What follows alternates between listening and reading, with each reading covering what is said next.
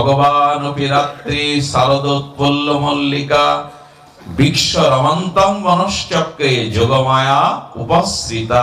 এই হলো রাসের প্রথম শ্লোক। এই নিয়েই আপনাদের কৃপায় একটু এগিয়ে চলা। শ্রী গোবিন্দ ভগবান ঈশ্বর পরম কৃষ্ণ সচ্চিদানন্দ বিগ্রহ অনাদিরাদি গোবিন্দ সর্বকারণ কারণম। খবরদার, সাবধান বাণী প্রথমেই যেন আমাদের মনুষ্য বুদ্ধি গোবিন্দতে আরোপিত না হয়, গোপীদেহে যেন মনুষ্য বুদ্ধি প্রাকৃত বুদ্ধি না আসে।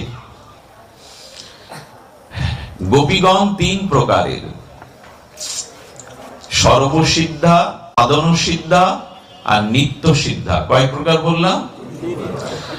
রামচন্দ্র দণ্ডকারণে যখন মা জানকীকে নিয়ে একদিন প্রভাতে সূর্য উদয় হয়েছে, চারিদিকে কিরণাংশ মালায় সমগ্র বন যেন শোভামণ্ডিত হয়েছে, আর রঘুপতি রাজ বলেছেন মর্যাদা পুরুষোত্তম রামচন্দ্র সাথে জানকীর হাত ধরে দুজন চলেছেন। সেইখানে 60,000 ঋষিরা তপস্যায়, কত যুগ যুগান্তর তারা মনন ক্রিয়ার দ্বারা তপস্যা করছে, কঠোর তপসাধনা।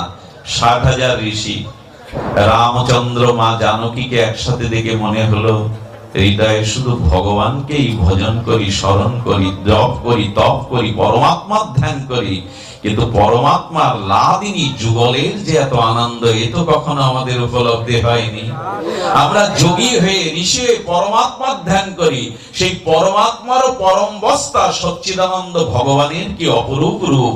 আর ভগবানের সাথে তার অন্তরঙ্গা লাদিনী শক্তি যখন যুগল হয়ে দাঁড়ায়, এই রূপ দেখে ঋষিরা রামচন্দ্র চরণে একটা প্রার্থনা নিবেদন করলো, হে প্রিয় পরম, হে সুন্দর, যুগ যুগান্তর কঠোর যোগ সাধনা তপসাধনা করেছি, একটি বর প্রার্থনা করি। কি বর চাই ঋষি বর তোমাদের?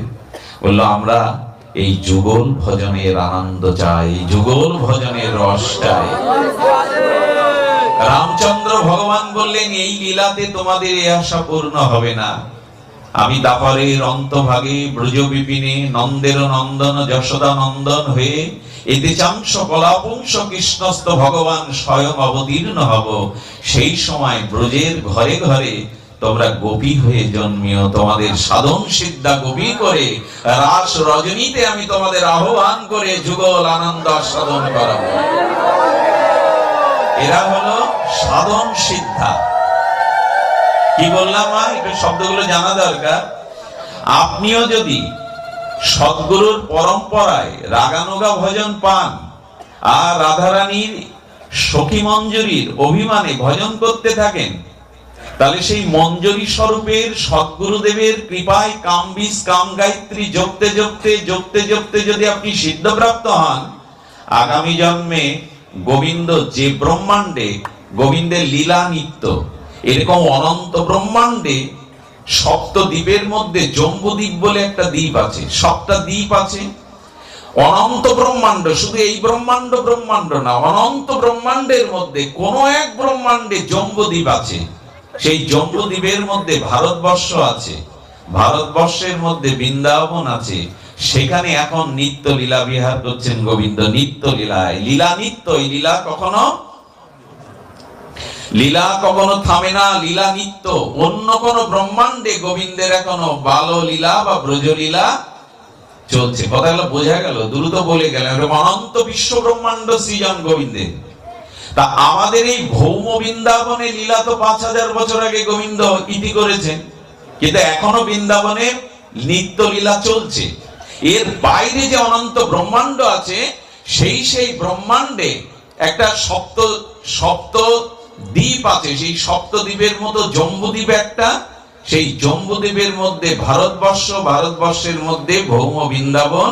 সেই বৃন্দাবনে এখনো গোবিন্দ নিত্য লীলা করছে। আপনি যদি ওই মঞ্জরি ভাব সাধনার ভাবতে ভাবতে শুয়োপোকাটা যেমন প্রজাপতি হয়, আপনি সদ্গুরু পরম্পরা ধারায় রাধারানীর মঞ্জরি ভাব সাধনায় ভাবতে ভাবতে আপনি যদি রাধারানীর কৃপা পেয়ে যান, তাহলে এই দেহটা ছেড়ে আপনি আগামীতে যে ভৌম বৃন্দাবনে গোবিন্দ নিত্য লীলা করছেন, ওখানে কোন অহিরি গোপীর গৃহে কন্যা হয়ে জন্মে আপনি ওই লীলায় সমর্পিত হতে পারেন। আমি খুব দ্রুত বলে গেলাম, কিন্তু এটি সাধারণ কোনো বিষয় না। এই রক্ত মাংসের পিণ্ড দেহে ওখানে পৌঁছানো যাবে না, এই দেহে ভজনই হয় না। শ্রী গুরুদেব কৃপা করে ভজনযোগ্য শরীর না দিলে এই দেহে, এই যে রক্ত মাংসের কর্মফলের দেহে গোবিন্দ ভজন, এই জন্য গুরুদেবের চরণে যেদিন আত্মসমর্পণ করি, গুরুদেব সেই দিন আমাকে একটা নতুন শরীর দিয়ে দেন, ভজনযোগ্য শরীর। সংস্কারেণ দ্বিজৌশ্চতে। এই কথাগুলো আমাদের মননে আসা উচিত যদি যুগল ভজন করতে চায়, এই সর্বোত্তম গোপীনাথের লীলায় আস্বাদন করতে দেয়। আর নিত্য সিদ্ধ গোপীগণ আছেন, আর স্বরূপ সিদ্ধা ললিতা বিশাখা অষ্টসখীগণ আছে। এরা স্বরূপ সিদ্ধা, গোবিন্দের শক্তি থেকে এদের প্রকাশ। রাধারানী একা গোবিন্দকে সুখ দিতে পারে। আচ্ছা, নিত্যকে একা একা করলে আনন্দ হয়? তো রাধারানী চিন্তা করলেন, আমি একা প্রাণনাথকে সুগময়কে সুখ দিতে পারবো না, আমি আমার অংশ থেকে যদি আরো তাকে সুখ দেওয়ার জন্য আমার মতো করে, আমার মতো সেবা মনোভাব নিয়ে আরো তৈরি করি। আচ্ছা, আপনি পলায়নরত, মানে আপনি এখান থেকে পলাবেন, পলায়ন বৃত্তি নিয়ে আপনি দৌড়াচ্ছেন, তো সামনে যদি কেউ আপনাকে দুহাত প্রসারিত করে আটকাবার চেষ্টা করে, সে আছে পূর্ব দিকে, আপনি পশ্চিম দিকে দৌড়ান, ধরবে কি করে? কিন্তু হাত বদ্ধ করে যদি মাঝখানে রেখে চারিদিকে ঘিরে ধরে, তো রাধারানী যেন বললেন, আমি একা গোবিন্দকে আনন্দ দিয়ে সুখী হচ্ছি না, তাই আমার স্বরূপ থেকে যদি আমার মনোভাবনা সেবা ভাবনা নিয়ে আমি তৈরি করে একসাথে গোবিন্দকে আনন্দ দিতে পারি, তাহলে প্রাণনাথ সুখী হবে। এই ললিতা বিশাখা প্রধানা অষ্ট সখী হলেন রাধারানী, এরা স্বরূপ শক্তি। কথাগুলো আমাদের একটু মননে রাখতে হবে, স্মরণে রাখতে হবে। আমাদের দেশে যেন অনেকে গোপী টবি সাজে, হ্যাঁ, এগুলো ঠিক না, সাজা যায় না এগুলো। এগুলো সদ্গুরুদেবের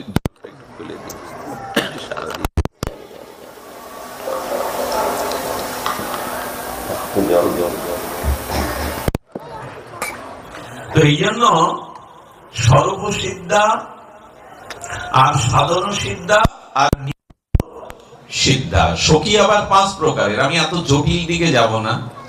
তো এই গোপীর সাথে গোপীনাথের এই লীলার জন্য গোবিন্দ একজনকে আশ্রয় করেছিলেন। তিনি কে?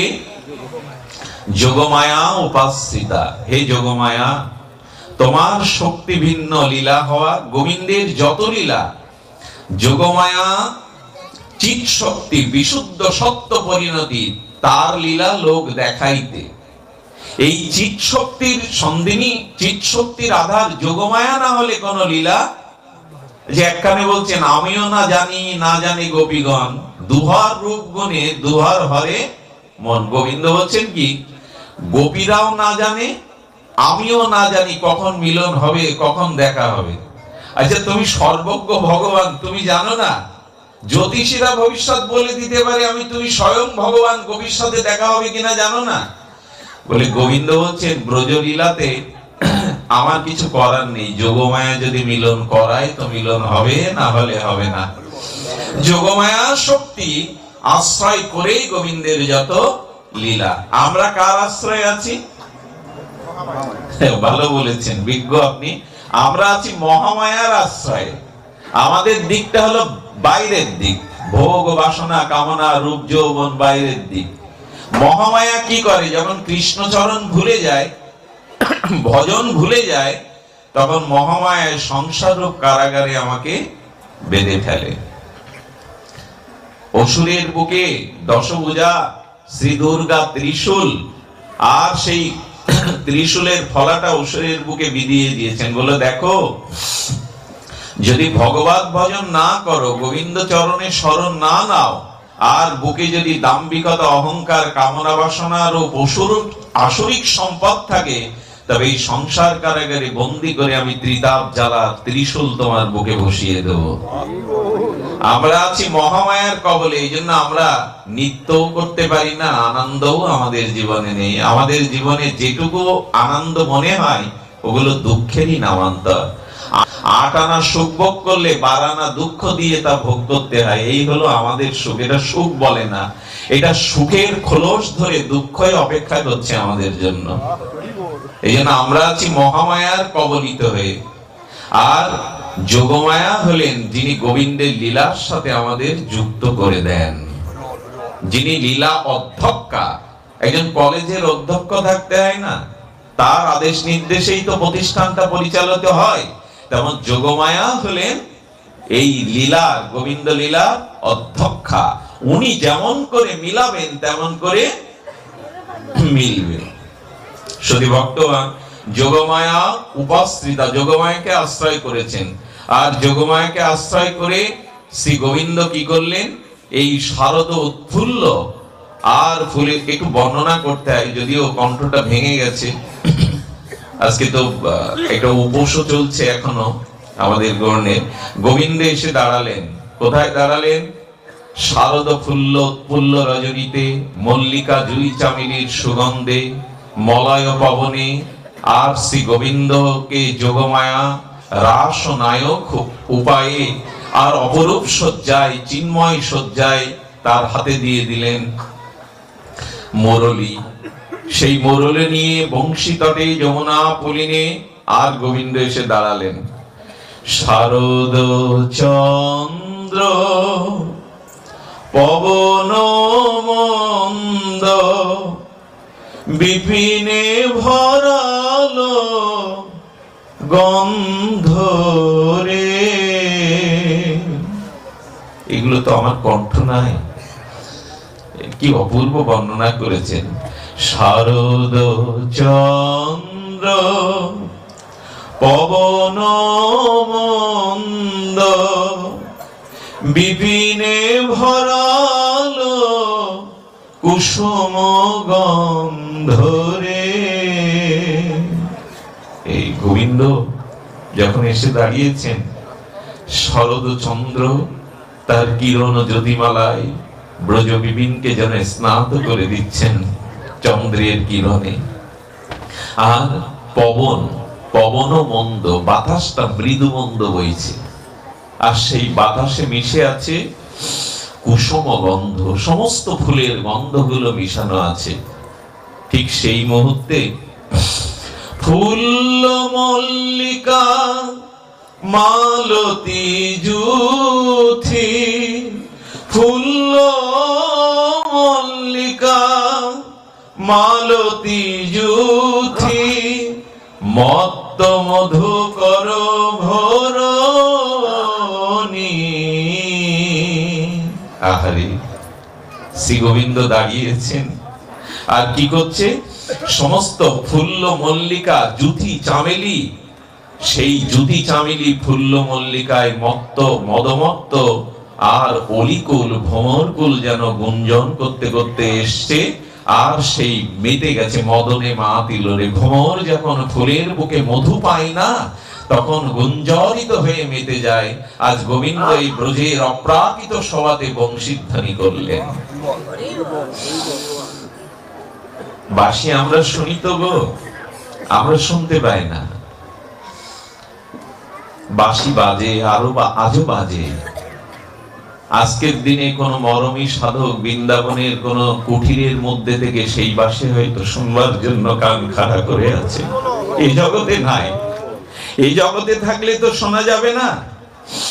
বাঁশি বাজলো, কিন্তু বংশীধ্বনি আমরা শুনি না, কারণ আমাদের মন, আমাদের প্রাণ।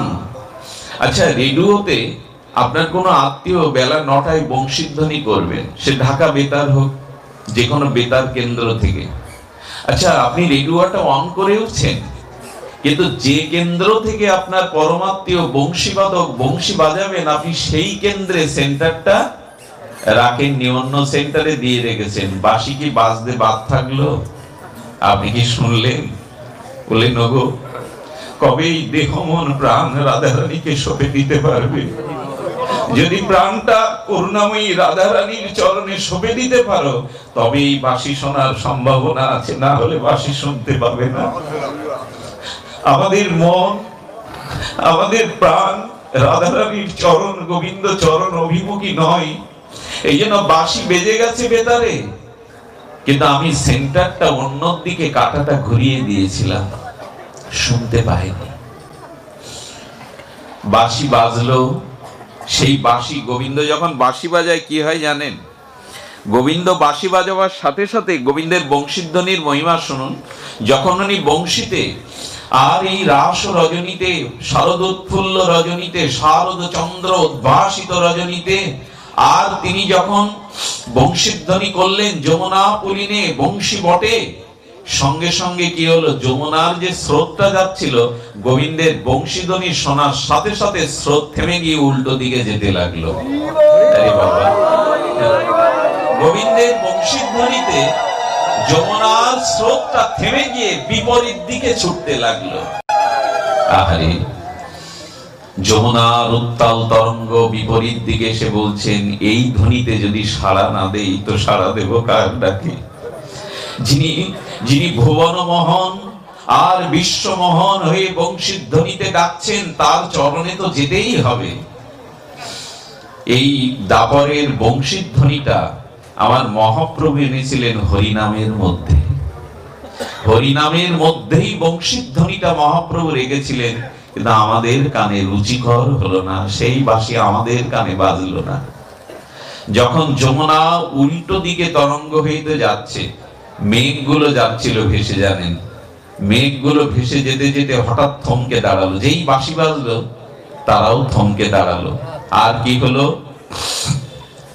আর স্বর্গে দেবলোকে যেসব দেবপত্নীগণ ছিল, সেই দেবপত্নীগণ অর্থাৎ দেবতাদের যত সহধর্মিণীগণ, এই দেব কন্যাগণ, দেবপত্নীগণ এই বংশীধ্বনিতে তারা মূর্ছিত হয়ে পড়ে গেল, স্বামীদের কোলে নালে ভূমিতে পড়ে গেল। বংশীধ্বনি শুনেই এমন মোহিত হয়ে গেছে, দেবকন্যা দেবঙ্গনাগণ তারা ধুলিতে আর ধূসারিত হয়ে পড়ে গেল।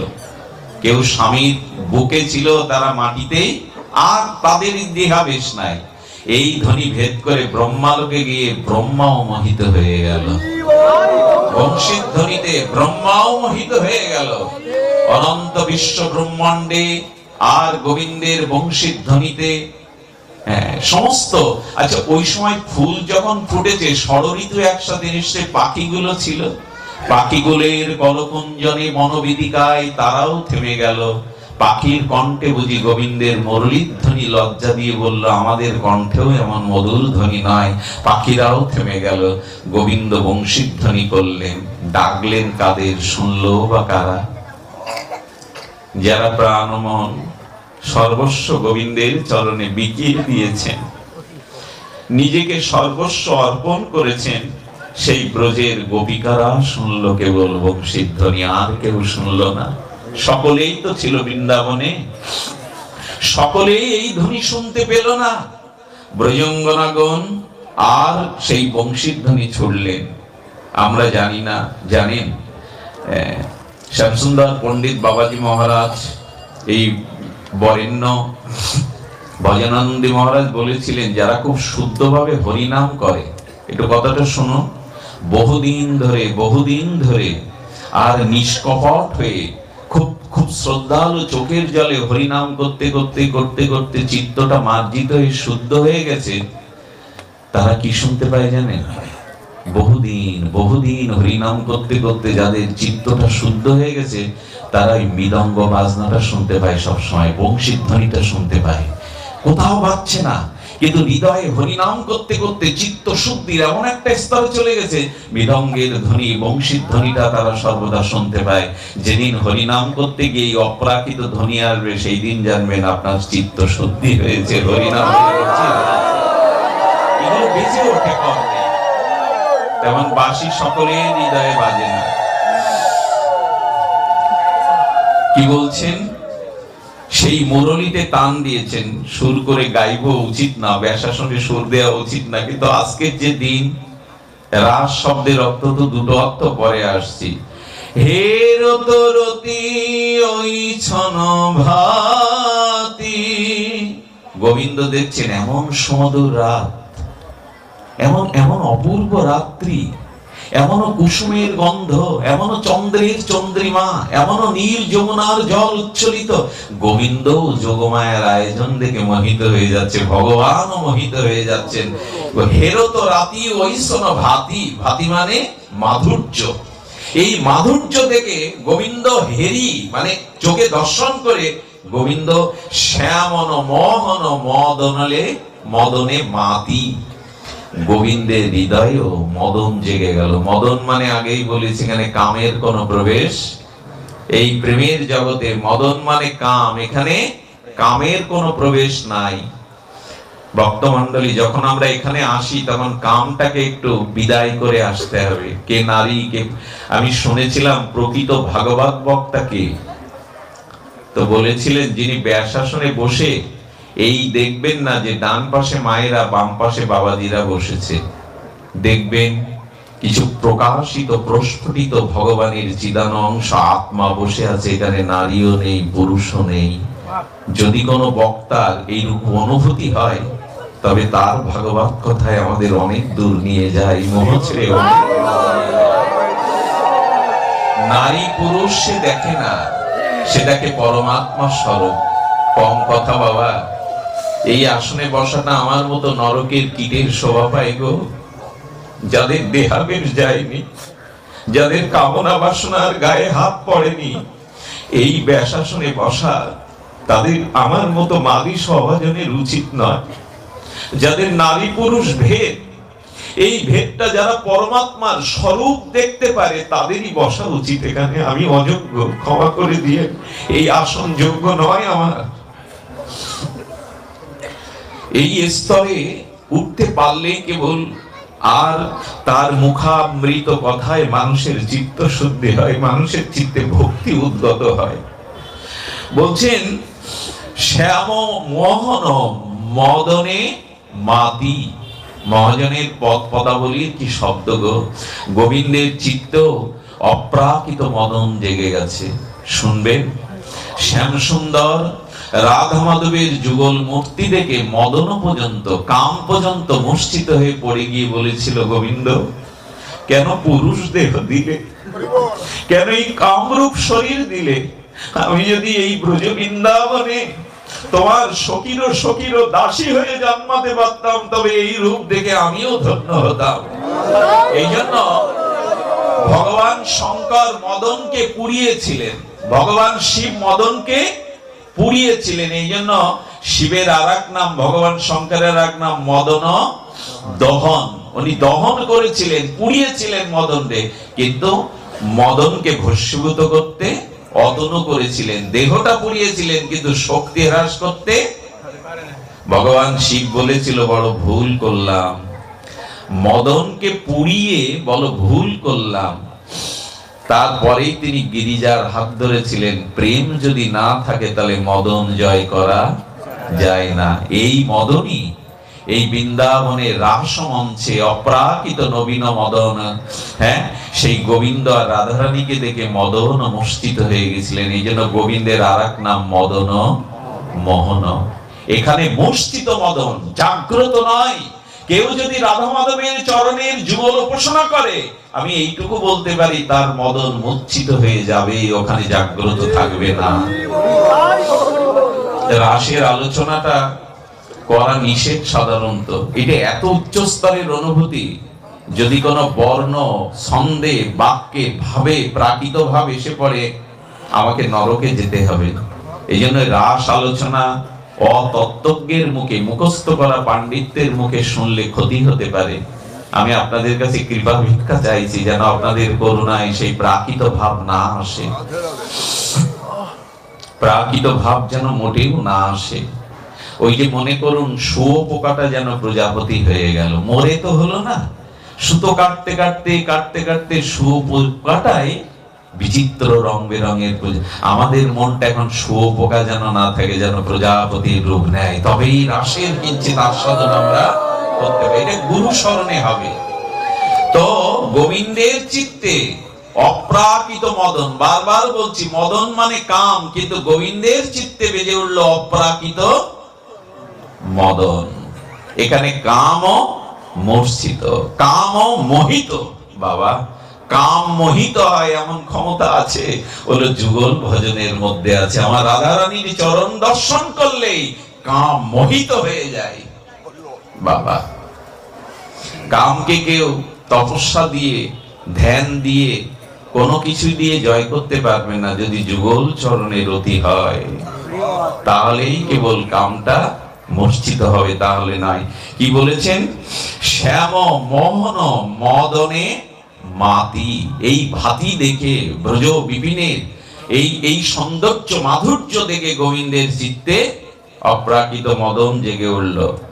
মুরলিক গান পঞ্চমতান কুলবতী চিত্ত চৌরণী। আরে বাবা, মহাজনের পথ কোথায় চলে গেছে? গোবিন্দের বংশীধ্বনিতে কি ধ্বনি হচ্ছে? মুরলিক গান পঞ্চমতান কি বাবা? সারে গামা পাদা, পঞ্চমতান এগুলি না। গোবিন্দের বাঁশিতে ওই তান উঠছে না, স্বরলিপি উঠছে না। কথাটা একটু গুপ্ত কথা, এটা আসলে মাইকে বলার কথা না, তবু বলি, আপনারা বিজ্ঞ। এখানে এখন যে পরিবেশ, এখানে বলা যায়। আপনারা বড় শ্রদ্ধালু, হরিকথা শোনার জন্য আপনাদের কানগুলো উৎকর্ণ হয়ে আছে। এইখানেই বলা যায়, এইভাবেই বলা যায়। গোবিন্দের বংশীধ্বনিতে পঞ্চম তান মানে সারে গামা পাধানি চাই, স্বরলিপি ওঠে না। গোবিন্দের বংশীধ্বনিতে পঞ্চম তান হলো ক্লিং। কয়লায় কি হবে প্রেমানন্দ? কয়লায় দীর্ঘি, অনেশ্বর হলম। তার মানে কয়লয় দীর্ঘি অনেশ্বর হলম দেওয়া আছে। এই হলো কি বলে, ক্লিং। শ্রীকৃষ্ণ মোহিত করেন, কৃষ্ণকে মোহিত হয় কৃষ্ণ। বিষটা হলো যারা কৃষ্ণ মন্ত্রে দীক্ষা নিয়েছেন, আগেই বলেছিল মাইকে বাজানো কথা না, যারা কৃষ্ণ মন্ত্রে দীক্ষা পেয়েছেন, যদি বীজের আগে, মন্ত্রের আগে ক্লিং এই বীজ না থাকে, তাহলে জানবেন আপনারা কৃষ্ণ মন্ত্র এখনো পাননি। যারা ক্লিং, এই কাম বীজ, একে কি বলে? আমি আপনাদের একটা পরীক্ষা বলে যাই। জীবনে যদি কোনো প্রাকৃত অভিশাপ, দুর্জয় অভিশাপ, কাম জেগে যায়, এই ক্লিং শব্দটা আপনি যদি 5 বার উচ্চারণ করেন, ওই দুগ্ধ বর্তন হতে থাকলে, দুগ্ধটা উল্লে গেলে যেমন 1-2 ফোঁটা জল দিলেই দুগ্ধটা স্থিমিত হয়ে যায়, এই কাম বীজের এখানো শক্তি আছে কামকে জয় করার। এই জন্য প্রথমেই যারা কৃষ্ণ দীক্ষা পেয়েছেন, ক্লিং যদি এই কাম বীজ না থাকে, জানবেন আপনার দীক্ষা প্রকৃত কৃষ্ণ মন্ত্রে হয়নি। যদি কেউ দুর্গা মন্ত্র নেন, হ্রিং যদি না থাকে মন্ত্রের আগে, তাহলে তার দুর্গা মন্ত্র হয়নি। এগুলো লক্ষ্য করতে হবে। আমাদের এই বাংলাদেশে একটা অভিশাপ আছে। অভিশাপটা হলো, এখানে একটুখানি বিভূতি দেখাতে পারলে সেই গুরু সেজে বসে। কারো রোগ সারতে পারলে, কারো প্রভাব থাকলে সে একজন গুরু হয়ে যায়। খবরদার, জীবনে গুরুকরণে যেন ভুল করবেন না। পরম্পরা বিশুদ্ধ ধারায় যদি গুরুকরণ না হয়, জীবনে এক পাও এগোনো যাবে না। সাধন ভজন সব ওই চরণে, শ্রীগুরু চরণে। উনিই দেবেন যুগলকে। উনি আমাকে কে নিয়ে যাবেন যুগল চরণে? শ্রীগুরু ব্যতীত ওখানে আর কারো প্রবেশ অধিকার? শ্রীগুরু মঞ্জরি, শ্রীগুরুই আমাকে ওখানে পৌঁছে দেবেন। এই কাম বীজ, কাম গায়ত্রী পাওয়াটা খুব ভাগ্যের। এমন সদ্গুরু জগতে বিরল, যারা পেয়েছেন তারা ধন্যাতি ধন্য। চৈতন্য চরিতামৃতের পয়েন্টটা একটু নোট করে নিন। বৃন্দাবনের অপ্রাকৃত নবীন মদন, কাম বীজ কাম গায়ত্রীতে যার উপাসন।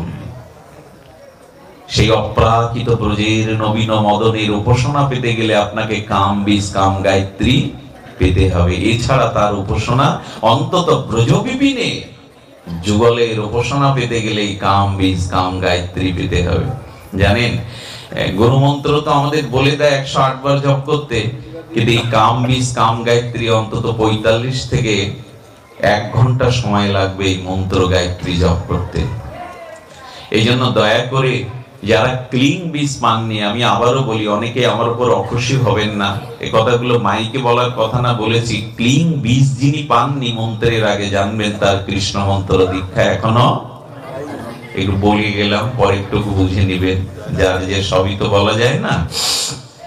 তো মুরলিক গান পঞ্চম তান, ওই কাম বীজ কাম গায়ত্রীতে তাল তুলেছেন গোবিন্দের মুরলিতে, ওখানে সারেগামা তাল নয়।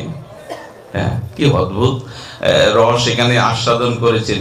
যেই না তুলেছেন কুলবতী চিত্ত চৌরণী, ব্রজের কুলবতী ব্রজ সুন্দরী গোপীগণ ওই বংশীধ্বনি শোনার সাথে সাথে কামবীজ কাম গায়ত্রীর বংশীধ্বনি তাদের চিত্ত চুরি হয়ে গেছে।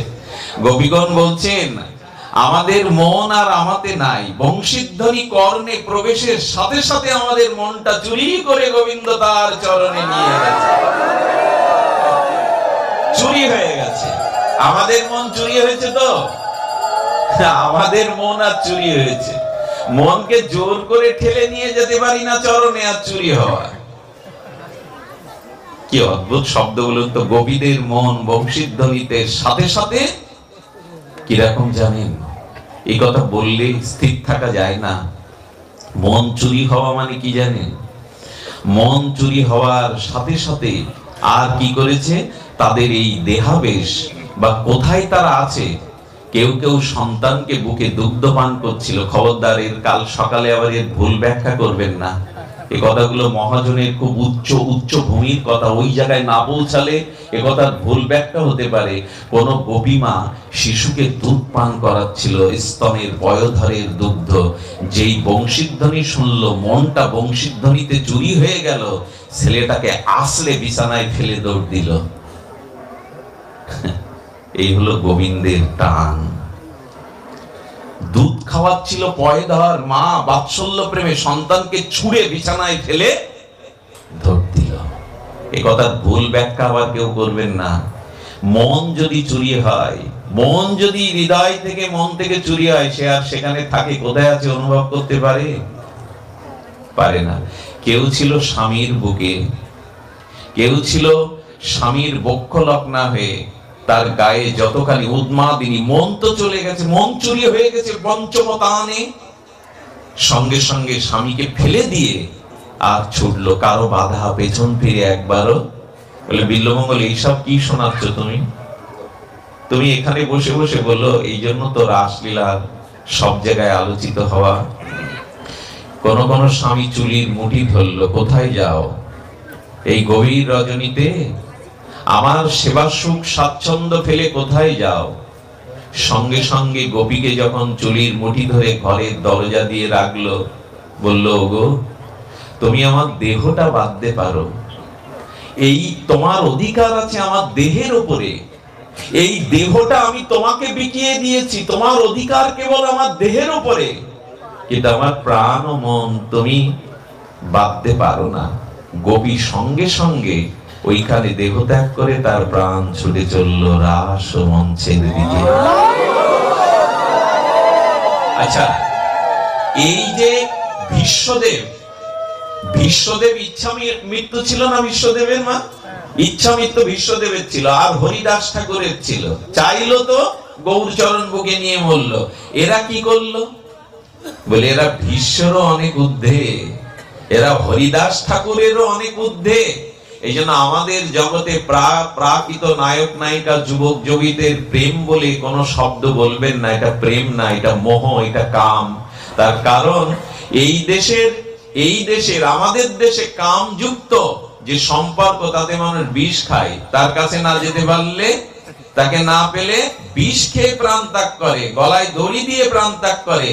আর গোপীরা গোবিন্দকে মন প্রাণ দিয়ে শরীরটা নিজ ইচ্ছায় স্বইচ্ছায় ছেড়ে গেল। একে কি প্রাকৃত জগতের কাম কামনার সাথে তুলনা করা যাবে? একে কেউ আছেন কি যে এটা প্রাকৃত জগতের কোন যুবক যুবতী নায়ক নায়িকার সামাজিকতার মাপকাঠিতে মাপা যাবে? প্রাণ ত্যাগ করলো। বললো দেহ, কি বললো জানেন? বললো স্বামী, এই দেহের প্রতি সংসারের জীবের বড় লালসা, এই দেহকেই তারা চায়, প্রাণটাকে কেউ বুঝতেও চায় না, জানতেও চায় না। আমাদের এই সংসার এমন একটা অভিশাপের জায়গা, এখানে সব দেহটাকেই চায়। কার প্রাণ, তার প্রাণকে, তার মননকে কেউ। এই জন্য তো আমাদের মনে এত যন্ত্রণা গো।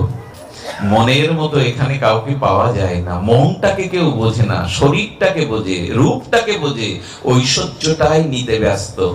বললেন তোমার যেটা তোমাকে রেখে গেলাম, আর প্রাণপতির যেটা প্রাণপতির কাছে নিয়ে গেলাম, প্রাণটা তাদের সেখান থেকে চলে গেল। কুলবতী চিত্ত চোরণী। আমি গতদিন একটা কথা বলছিলাম, এটা মাধুর্য রসের কথা হচ্ছে, এখানে বাৎসল্য রস আনা উচিত না, তবু রসভঙ্গ দোষ হবে। তবু বলি, এই যে গোবিন্দকে বারবার ননিচোর ননিচোর শুনে এসছি না, এই দামবন্ধ লীলা গেল, দামোদর ব্রত গেল, গোবিন্দ হলো ননিচোর। এই ননিচুরির একটা অপূর্ব তত্ত্ব আমাদের মহাজন দিয়েছেন। আচ্ছা, গোবিন্দ কি শুধু ওই দুধে পাতা আর ওই ক্ষীর দই ছানা ননি চুরি করেন? বলে ননির আর একটা অর্থ আছে। আমি এই আলোচনাটা খুব কম করেছি, আপনারা খুব আনন্দ পাবেন। ননি আর এক জায়গায় আছে, ননির আর একটা অর্থ আছে। আচ্ছা, গোবিন্দ শুধু ব্রজবাসীর ঘরে হাড়ির মাখন চুরি করেন না, উনি আরো লোক ভক্তের হৃদয়ের মন রূপ মাখনটা চুরি করবার। যারা বিশুদ্ধ ভজনানন্দী ভক্ত, সেই ভক্তের হৃদয়ের মসৃণ মাখনটা, মানে প্রীতিটা। ভক্তের হৃদয় মাখন হলো কি করে? বলো, ভক্ত ভজনশীল ভক্ত, তার হৃদয়টা মাখন। এই দেখেন তিনটে মিল আছে। মাখন যেমন খুব কোমল মসৃণ, ভক্তের হৃদয়ও হয়। কি সুন্দর করে ব্যাখ্যা দিয়েছেন মহাজনেরা। ভক্ত যিনি হবেন, তার হৃদয়টা হবে মসৃণ কোমল। আর ভক্তের হৃদয় যদি নবনীত হতে হয়, তাহলে কি করতে হবে? ভেতর আর বাইরে এক থাকতে হবে। ভেতরে মাখনের শক্ত না, বাইরে নরম না, দুইটাই সমান। তেমন যিনি ভক্ত হবেন, সেই ভক্ত হৃদয়ের মসৃণ হৃদয়ের মাখনকে গোবিন্দ চুরি করতে আসবেন হৃদয় ঘরে, আমার দেহ ঘরে। তা হতে গেলে ভেতর আর বাহিরে এক করতে হবে। মানে কপটতা থাকলে, কপটতা কাকে বলে? ভেতরে এক ভাব, বাইরে এ হলে ওই মাখন গোবিন্দ চুরি। ব্রজবাসীদের মাখন চুরি করবেন কেন? কারণ ওই মাখনটা বড় আস্বাদ্য। তেমন ভক্তের হৃদয়ে ওই যে মাখনটা, ওটা ভেতরে বাইরে কপটতা থাকলে এই রাজ্যে তার কোনো জায়গায় নাই। যার ভেতরে বাইরে দুই রকম, এইখানে তার কোনো জায়গা। আচ্ছা, কপট আর কপাট, কপট আর কপাট একই রকম শব্দ না, তিন অক্ষরে। কপাট মানে কি? দরজা ঘরের যে, ওইটা যদি ভেতর থেকে বন্ধ করা যায়, বাইরে থেকে কেউ ঢুকতে পারবে? গোবিন্দ বললেন, যার মন আর বাইরে দুই, আমি তার হৃদয়ে ঢুকতে পারি না। খিল লাগানো, কপাট দেওয়া। আচ্ছা, মাখন কি? ওই যে বললাম শুভ্র, অর্থাৎ মাখন কি কালো হয়? মা লাল হয়, সাদা। তেমন ভক্তের হৃদয়টা হতে হবে সাদা। ওখানে কোনো কামনা বাসনার কালার থাকলে যদি। আচ্ছা, মাখন তৈরি করতে কি লাগে? কি লাগে বাবা? একটু কথা বলবেন, কেউ ঘুমাবেন না। খুব অপূর্ব একটা তত্ত্ব। আজ আমরা হৃদয়ে ঢোকাবো গোবিন্দকে। তুমি আমার হৃদয়ের মাখন চুরি করো। শুধু ওদের গোপীদের ঘরে চুরি করবে কেন? আমাদের হৃদয় দুয়ার আজ খুলে দেব। সেই খোলা যদি মাখন থাকে ভক্তের হৃদয়। আচ্ছা, ভক্তের হৃদয়ে এই কোমল মসৃণ আর প্রেম ভক্তির আর্দ্র নির্মল মাখন আছে, শুভ্র। মাখন তৈরি করতে কি লাগে দাদাজি? দুধ লাগে। তাহলে ভক্তের হৃদয়ের মাখন তৈরির দুধটা কি? আচ্ছা, দুধ কোথা থেকে আসে? গাভী থেকে। তো এখানে গাভীও বা কি? ভক্তের হৃদয় তো আমি এক কথায় মাখন বানিয়ে ফেললাম, কিন্তু মাখন বানাতে দুধ প্রয়োজন। দুধ চাইতে গেলে গাভী মার প্রয়োজন। তবে শুনুন, খুব খুব তাৎপর্যময় কথা। সেটি হলো, বেদ মাতা হলো কামধেনু।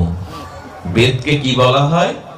খুব গুরুত্বপূর্ণ কথা। বেদকে কি বলা হয়? কামধেনু। অর্থাৎ বেদের কাছে, বেদ সার্বভৌম।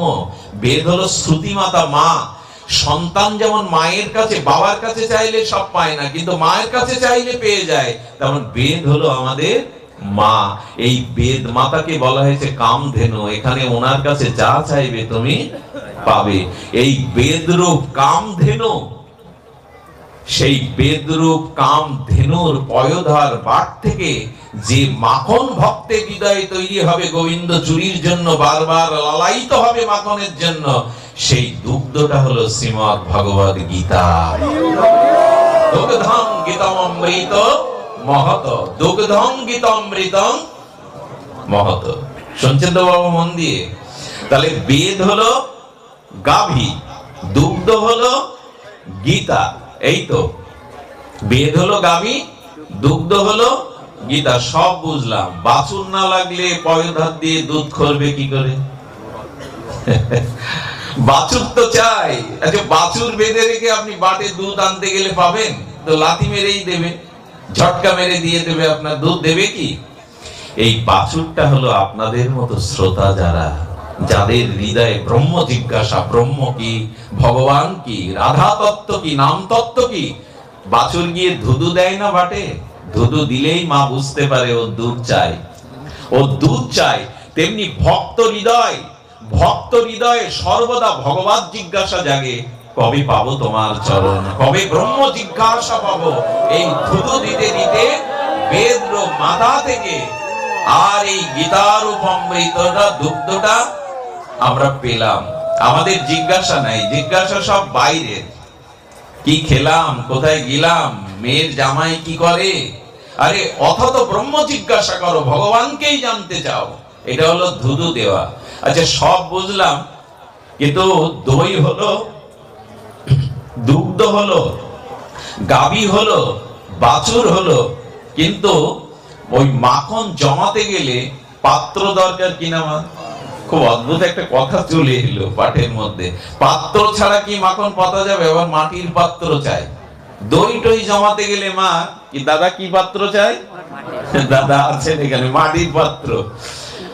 যারা এগুলো করেন তারা জানেন মাটির পাত্র চাই। ওখানে কিন্তু কাঁসার পাত্রটা তো অন্য কিছু দিলে অতটা জমবে না। তো সেই পাত্রটা কি বাবা? বলেন পাত্রটা হলো আমাদের মনরূপ পাত্র। কি ব্যাখ্যা করেছেন মহাজনগণ! গোবিন্দ শুধু ননি চুরি করেন ওই ননি না গো, উনি মনোচোর। গোবিন্দকে কি বলা হয়েছে? গোপী মন চোর। অর্থাৎ যার চিত্তে এই শাস্ত্র জ্ঞানাত্মক আর তার চিত্তে এই প্রেমময় মধু আছে, গোবিন্দ সর্বদা তার দুয়ারে এসে ধাক্কা দিচ্ছেন, কখন তোমার ওই হৃদয় রূপ মাখন আমি চুরি করব। পাত্র আমাদের মন। আচ্ছা, দুধ হলো, উপাদান হলো, গাভীর থেকে দুধ দহন করলেন, দুধ পেলেন, কিন্তু যে পাত্রে জমাতে চাইলেন ওই পাত্রে 4টি ছিদ্র। জমবে তো মা? 4টে যদি ছিদ্র থাকে ওই পাত্রে জমবে তো? কিছু অপরাধ নেবেন না, আমার মন রূপ পাত্রে 4টে ছিদ্র, এই জন্য মাখন জমছে না। প্রথম ছিদ্রটা বলবো। প্রথম ছিদ্রটা হলো আহার রূপ ছিদ্র। কিছু অপরাধ নেবেন না। আমাকে শান্তদা, কার্তিক দা, গৌতম দা, দাদারা আছেন, অন্য সকলের বাবাজিরা আছেন, ওনারা কৃপা করে আমাকে এইখানে এনেছেন বছর খানিক আপনাদের অঞ্চলে। কিন্তু একটা কষ্ট আমি পাই, সেই কষ্টটা হলো ওই একটি ছিদ্র হলো 4টের মধ্যে একটা হলো বিশুদ্ধ আহার যাদের নাই, তাদের এই ভজন কীর্তন শ্রবণ সুরক্ষিত হয় না। আহারটা শুদ্ধ খুব প্রয়োজন। ভগবানকে নিবেদন করে ওই পোশাকটুকু না পাওয়া পর্যন্ত ওখানে ননি জমবে না।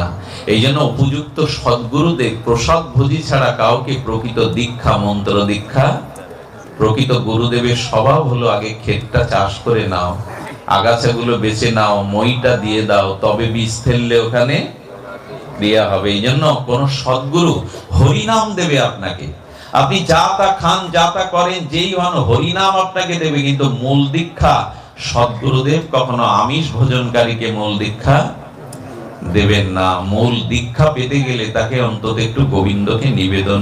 গোবিন্দ বলে দিয়েছেন, যৎ করোষি যদন্নাসি যজ্জুহোষি দদাসি যৎ যৎ তপস্যসি কন্তেও তৎকুরু সমদার্পণাম। এও বলেছেন আমার বস্তু যে আমাকে নিবেদন না করে পায় সে চোর মাত্র। দয়া করে একদিনে যদি না পারেন, 1 মাসে যদি না পারেন, মা ওকে একটু নিয়ে যাও, ও তোমাকেও বসতে দিয়ে ওকে একটু সাইডে নিয়ে যাও, মায়েদের কষ্ট হচ্ছে। আচ্ছা নাই, বসো চুপচাপ। কি বললাম? দয়া করে, আমি হাত জোর করছি, আমি কাউকে আদেশ দিচ্ছি না, আমি হাত জোর করে গলায় কাপড় ডেকে বলছি, 1 বছর 2 বছর লাগুক, আপনারা দয়া করে একটু প্রসাদ ভোজি হওয়ার চিন্তা ভাবনা গুলো বাড়ান। শুদ্ধ আহার না থাকলে ভজন হয় না। শুদ্ধ আহার, এর বিরূপ কোন ব্যাখ্যা করবেন না, কারণ সাগন্দ উপনিষদে বলেছে আহার শুদ্ধ, সত্তা শুদ্ধি, সত্তা শুদ্ধি ধ্রুবান। ভগবত স্মৃতি জানতে গেলে আহারের শুদ্ধতা। আচ্ছা, একটা আগুন জ্বলছে, ওখানে যদি পচা চামড়া দিয়ে দেন, চামড়া গন্ধটা আসবে কিসের? আচ্ছা, ওখানে যদি ধূপ ধুনো ঘি দেন, তা আমাদের পাকস্থলী তো বৈষণার আগুন, ওখানে যে খাদ্যগুলো দিচ্ছেন আপনার রস রক্ত হয়ে স্বভাব হয়ে তাই বেরোচ্ছে। এইটা কিন্তু আহারটা শুদ্ধ করলেই যে স্বভাবে তা না, এটা একটা মাত্র ছিদ্র, ছিদ্র আরো আছে। এক আহার শুদ্ধ হলেই সব হয়ে যাবে এমন নয়। অনেকেই বলেন, বাবাজি তোমরা নিরামিষ পাও, প্রসাদ ভোজি হও, আর যারা আমিষ পায়, আমিষ পাওয়ার থেকে মাঝে মাঝে তোমাদের ক্রোধ কাম বাসনা এগুলো যে বেশি দেখি। এর কারণও আছে। শুধু আহার শুদ্ধ হলে না, সাথে অন্য কিছু শুদ্ধ করতে হবে। একটার কথা বলে যায়, এই জন্য দয়া করে স্বামী বিবেকানন্দ, আমি শোনা কথা, এটা পড়েছিও মনে কোথায়, উনি চিকাগোতে যখন ওনার বিশ্বজয়, চারিদিকে ওনার যশ খ্যাতির ইউরোপে আমেরিকায় বাতাবরণ চলছে, এক বিধবা সুন্দরী রমণী স্বামীজিকে নিমন্ত্রণ করেছিলেন দুপুরে। স্বামীজি খাটে বসে আছে, উনি রান্না করছেন। স্বামীজির উদ্দীপ্ত জ্যোতির্ময় যৌবন দীপ্ততা দেখে ওনার মনে মনে কামনা জেগে গেল, যদি এমন একজন স্বামীকে বাহুপাশে আবদ্ধ করতে পারতাম। এই ভাবতে ভাবতে উনি রান্না করেছেন। ওই রান্নাটা স্বামীজিকে খেতে দিয়েছেন। স্বামীজি খাওয়ার পরে ওনার আশ্রয়স্থলে আসার পরে দেখতেন ওনার গায়ের ভিতর দিয়ে যেন 105-6 ডিগ্রি জ্বরের তাপ বেরোচ্ছে। উনি ছটফট করতে লাগলেন, ধ্যান করতে পারছেন না, এত বড় মহাপুরুষ। উনি মেঝেতে গড়াচ্ছেন, আর ধ্যানের দ্বারা জানতে পারলেন ওই মহিলার মানসিক অবস্থাটা রান্নার মধ্যে দিয়ে ওনার। আচ্ছা, হোটেলের রান্না আর মায়ের হাতের রান্না এক হয় কি মা? এক হয়। হোটেলের রান্না তো আরো মশলাযুক্ত, আরো সুস্বাদু, কিন্তু মায়ের হাতের রান্নার সাথে কি এক হয় গো? হয় না। উনি ফিরে এসে ওনাকে নমস্কার করে বললেন, মা তুমি তোমার মন থেকে এই বাসনাটা নামাও, নাহলে আমার জপ ধ্যান, আমার মন স্থিতি হচ্ছে না। আমি শুধু একটুখানি টাচ দিয়ে গেলাম। আহার যিনি প্রস্তুত করেন, অনেকেই বলেন আপনার এর হাতে তার হাতে খান না কেন? আহার যিনি প্রস্তুত করেন তাকেও শুদ্ধতার প্রশ্ন আছে। যদি হরিনাম করতে করতে রান্না করেন, যদি পবিত্র চিন্তা করতে করতে রান্না করেন, তাহলে রান্নার মধ্যেও সেটা সঞ্চারিত হয়। তাহলে প্রথম সিদ্ধটা কি? শুদ্ধ আহার। যারা এখানে আছেন, পেছনে অনেক মানুষ কষ্ট হচ্ছে, তাদের যদি আমি এখানে এনে বসাতে পারতাম। নিহার রাত্রে ধুলায় দাঁড়িয়ে আছেন, জায়গার স্বল্পতা, তাদের বলি দয়া করে একাদশীতে মাছ মাংসটা খাবেন না।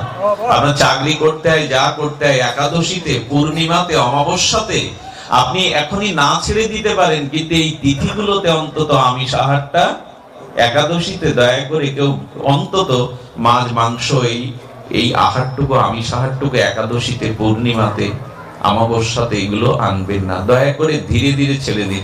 আমি একজন প্রশ্ন করলেন, দাদাজি নিরামিষ, আমিষ থেকে নিরামিষে আসার কোন পন্থা আছে? আমি বললাম 6 মাস টাইম। কিরকম? আপনি দুটো করে খান, আমি আর নাম নিচ্ছি না, দুটো খান। তো প্রথমে এই দুটো খেতে খেতে একটা কমিয়ে দিয়ে একটা খেতে হবে, একটা খেতে খেতে হাফটা খেতে হবে, হাফটা খেতে খেতে ঝোলে আসতে হবে, রসাইতে। রসাই এই সবগুলোর বিনিময়ে মনে একটা ভাবনা রাখতে হবে, প্রভু কৃপা করে আমার অনেক জন্মের এই অভ্যাসটা ত্যাগ করা প্রভু। একটু ঘৃণা জাগিয়ে যদি এইগুলো পেতে পারেন, 3 মাস 4 মাস পরে দেখবেন আপনার ওর গন্ধটা নাকে এলে বমি উঠছে। তখনই জানবেন ওগুলো আপনাকে ছেড়ে, মাছ মাংস ছাড়া যায় না, মাছ মাংস ছেড়ে। এই কথাটা আবার বলি, মাছ মাংস আমার অনেক জন্মের অভ্যাস, ছোটবেলা থেকে আমার পিতা পেয়েছে, ঠাকুরদা পেয়েছে, এই জন্য সহজে এই অভ্যাসটা যাবে না। মাছ মাংস ছাড়া যায় না, মাছ মাংস ছেড়ে যায়। গাছের বেলটা কি আর এমনি এমনি পড়ে? আংশুরি দিয়ে ঝড়েও পড়ে না, কিন্তু পাকলে বোঝা গেল। তো নাম করুন, আস্তে আস্তে এগুলো যাবে। খবরদার, আমার এই কথা শুনে কাল সকাল থেকে আবার স্টার্ট করে দিয়েন না। 3 মাস পর হাসপাতালে যেতে হবে, কিন্তু শেষে দায়ী থাকবো আমি। খবরদার, এই করতে যাবেন না। তাহলে হাসপাতালে আর এই বিল্লমঙ্গলকে আপনারা আঙুল তুলবেন, এই বেটা বললো একরকম করে আর আমার সর্বনাশ হলো। ভেতরের চাহিদা যদি থাকে, বাইরে ছেড়ে দিলে ক্ষতি হবে। ভেতরে যদি চাহিদা থাকে, বাইরে ছেড়ে দিলেই কিন্তু ক্ষতির কবলে পড়বেন, ওটা শরীর মেনে নেবে না। শুধু ভক্তগণ, দ্বিতীয় ছিদ্র পোশাক, একটা অদ্ভুত কথা। দ্বিতীয় ছিদ্রটা কি? মাখন আর জমছে না, ছিদ্র দিয়ে পড়ে যাচ্ছে পোশাক। দয়া করে আপনাদের একটা কাহিনী বলি। মহাভারতে হস্তিনাপুরে দুর্যোধনের বা রাজপ্রাসাদে মিউজিয়াম বলে না প্রেমানন্দকে, কি ঐতিহ্যগুলো বস্তুগুলো সব রাখে, ওকে কি বলে? জাদুঘর বা মিউজিয়াম। আমি আবার ভালো জানি না। তো এই মিউজিয়ামে কৌরবদের পাণ্ডবদের একটা মিউজিয়াম ছিল। মহারাজ পরীক্ষিত একদিন পূর্বপুরুষের পোশাক আশাক মুকুট তলোয়ার দেখতে গিয়ে একটা পোশাক খুব ভালো লাগলো। ওই পোশাকটা তিনি কি করেছেন জানেন? গায়ে চড়িয়েছেন। কে করিয়েছেন? মহারাজ পরীক্ষিত। উনি পরম বৈষ্ণব, বৈষ্ণব কুলতিলক, যার জন্য ভাগবত প্রকাশ হয়েছে জগতে। গর্বেই যাকে গোবিন্দ রক্ষা করেছেন। সাধারণ কি পরীক্ষিত? ওই পোশাকটা পরলেন, মুকুটটা মাথায় দিলেন, সঙ্গে সঙ্গে ওনার ইচ্ছা হলো মৃগয়া করবার, মানে হরিণ শিকারে যাওয়ার। ওই যে শিকারে গেলেন, আর সিংহী ঋষির শমিক ঋষির গলায় সাপ ঝুলিয়ে দিলেন। শমিক ঋষির পুত্র সিংহী অভিশাপ দিল 7 দিনেই তক্ষক দংশনে মৃত্যু হবে। অনেকেই প্রশ্ন করেন, বাবা বৈষ্ণব হলে হরিণ শিকার করতে গেল কেন? এই ইচ্ছা জাগলো কেন পরীক্ষিতের? জাগলো শুধু ওই পোশাকটা ছিল, আর কারণ নাই। সাক্ষাৎ কলি দুর্যোধনের পোশাক ছিল ওটা। ওই পোশাকটা পরবার সাথে সাথেই তার ভিতরে ওই বৃত্তি জেগে গেল। আপনি দেখবেন খুব উন্নত পোশাক পরে আয়নার সামনে দাঁড়াবেন, আপনার নিজেকেই গর্ব করতে ইচ্ছা করবে। পোশাকের মধ্যে অনেক কিছু আছে। আমি সনাতন হিন্দুদের কাছে অন্তত এইটুকু নিবেদন করব, যখন ভাগবতে আসবেন, নামযজ্ঞে আসবেন, তখন আমি যে সনাতনী বৈদিক হিন্দু, সেই হিন্দুত্বের পোশাকটা পরে আসলে বড় ভালো লাগে। পোশাকের মধ্যে অনেক কিছু আছে। এই যে এখানে অনেক মা এসছেন, প্রত্যেকটা মায়ের কিছু কিছু মায়ের সাদা ওড়না দিয়ে তাদের অঙ্গটা আবৃত করে। এটা দেখলেই মনে হয় এরা ব্রজগোপী। ওদের গায়ে এরকম একটা ওড়না থাকে, পর্দা থাকে। হ্যাঁ, ঠাকুর অনুকূল চন্দ্রের কাছে কলেজের কিছু মেয়ে সেজে গুজে গেছে, ডানা কাটা পরীর মতো সেজে গেছে, ঠাকুর দর্শনে গেছে। ঠাকুরকে প্রণাম করার পরে, তবে মনোচোর আপনার হৃদয়ে চুরি করতে আসবে, মনোচোর আপনার চুরি করতে আসবে। তো ছিলাম কোথায়? কোন গোপী প্রাণ ত্যাগ করে চলে গেল স্বইচ্ছায়। এটা জগতের কোন প্রাকৃত নারীর পক্ষে সম্ভব নয়। মহাযোগেশ্বর পর্যন্ত ইচ্ছা মৃত্যু পারে না। এই জন্য এটা কামময়, প্রাকৃতময় নয়। তারা চলে গেল, দেখলো যে দেহটা পড়ে আছে। আমাদেরও একদিন বাঁশি বাজবে, শেষের বাজি। সেই শেষের বাঁশি বাজলে যেন আমাদের যেতে ভুল না হয় গো। এইখানে পড়ে থাক, যেতে ভুল না হয়। সুনত গোপী প্রেমহি রোপি মনহি মনহি আপনা সপি। গোপী চলেছে, কিন্তু মনটা আগে চুরি হয়ে গেছে বাঁশিতে। আর মন যদি চুরি হয় আর দেহাবেশ থাকে, মনহি মনহি আপনি সপি। সবার আপন আপন মনটাকে শোভে দিয়েছে। আর মন শোভে দেয় কি হয়েছে জানেন? কাজলটা পরতে গিয়ে চোখে না পরে পায়ে পরিয়েছে। আরে কি অদ্ভুত ব্রজলীলা, গোপী লীলার কথা। গোপীদের মন চুরি হয়ে গেছে। এখন যার মন আর উন্মাদগ্রস্ত হয়, পাগল হয়ে যায়, উন্মাদ হয়ে যায়, সে কি সঠিকভাবে সবকিছু ব্যবহার করে? কোথায় একটা খলপা পেলো, মাথায় দিল, দেয় কি না? মন তো নাই, মনটা তো উন্মাদ দশা হয়ে গেছে। গোপীদের মন চুরি হয়ে যাওয়াতে তারা কাজলটা, এক চোখে কাজল পরেছে, আর কাজলটা আর দিয়েছে পায়ে, আলতাটা পায়ে দেওয়ার, কিন্তু দিয়েছে চোখে। দুলটা পরা দরকার কানে, দুলটা খাটিয়ে দিয়েছে হাতে চুরির সাথে, আর বালাটা পরিয়েছে কানে। গোপী সংকেত দিল তার বাঁশি বাজলে সংসারের কাজে, দেহ কাজে ভুল হয় হোক, তার কাছে যেতে যেন ভুল না হয় গো। সংসার কাজ ভুল হয় হোক, সংসারের কাজে ভুল হয় হোক, তার কাছে যেতে যেন ভুল না হয়। সংসারে কাউকে আপন করতে পারবেন না, ভুল বুঝে বুঝুক। সংসার কাজ আলো থালো হয় হোক, তার কাছে যেতে যেন ভুল না হয় গো, তার কাছে যাওয়ার যেন ভুল না হয়। গোপীরাই অদ্ভুত বেশে নিজেকে সাজিয়েছে, কোথায় কি করেছে তারা নিজেরাও জানে না।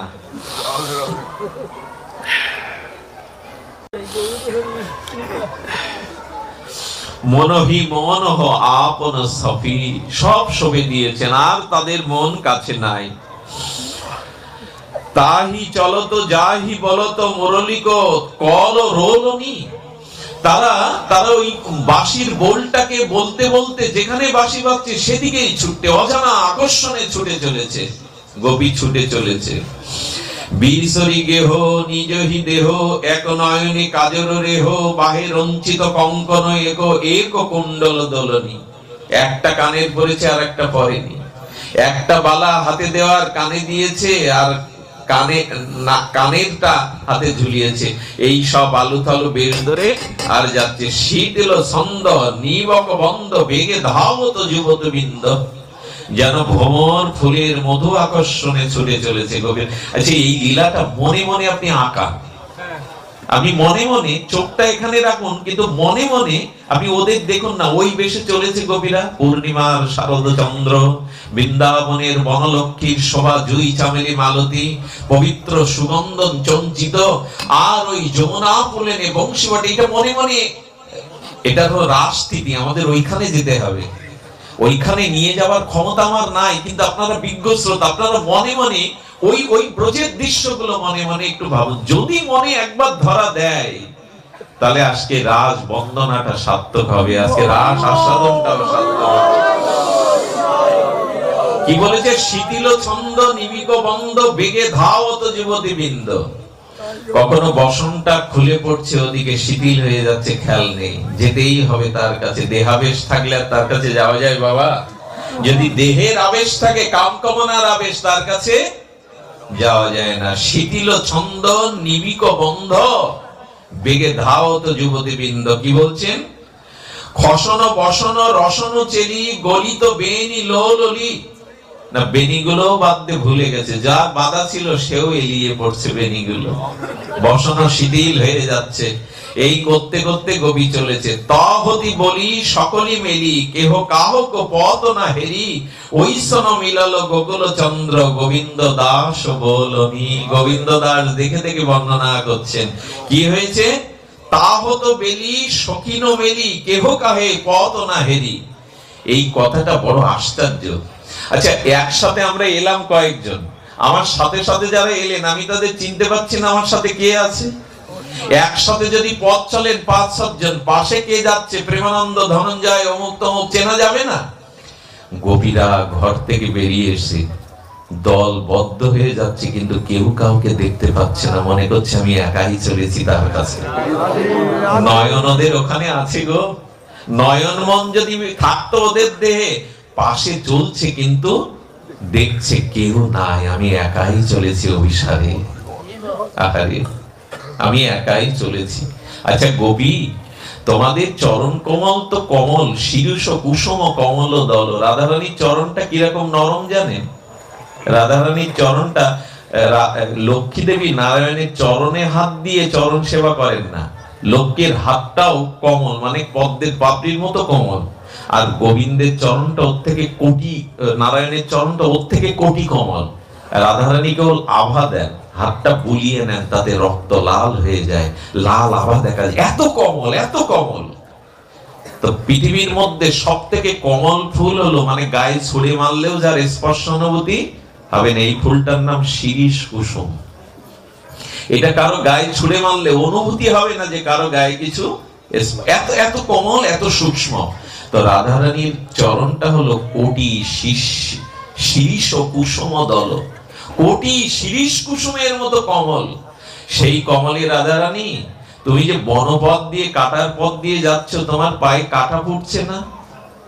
কাকরের ব্যথা লাগছে না?